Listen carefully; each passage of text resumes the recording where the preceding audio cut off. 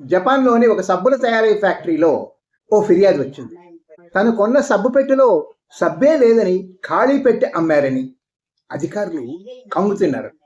సబ్బుల తయారీ, ప్యాకింగ్, బట్వాడా విధానాలన్నింటినీ క్షుణ్ణంగా పరిశీలించారు. అక్కడక్కడ ఒకటి అరా సబ్బు పెట్టెలు, ఖాళీ సబ్బు పెట్టెలు వెలువడుతున్నాయని అర్థమైంది.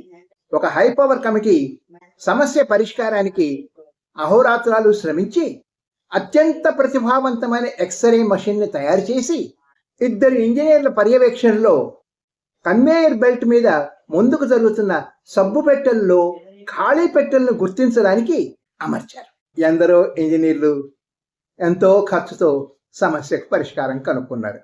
అయితే కంపెనీలో పనిచేసే ఒక సామాన్యమైన కార్మికుడు ఒక పెద్ద ఇండస్ట్రియల్ ఫ్యాన్ తీసుకొచ్చి సబ్బు పెట్టెల ముందుకు సాగే కన్వేయర్ బెల్ట్కి ఎదురుగా పెట్టాడు. గాలికి ఖాళీ పెట్టెలు ఎగిరిపోయేవి. అలా సింపుల్గా సమస్య పరిష్కరింపబడింది. సమస్యలను ఎదుర్కోవాలి, అలాగే సమస్యల మీద కాదు, పరిష్కారాల మీద దృష్టి పెట్టాలి. ఠాగూర్ సినిమా అనుకుంటా.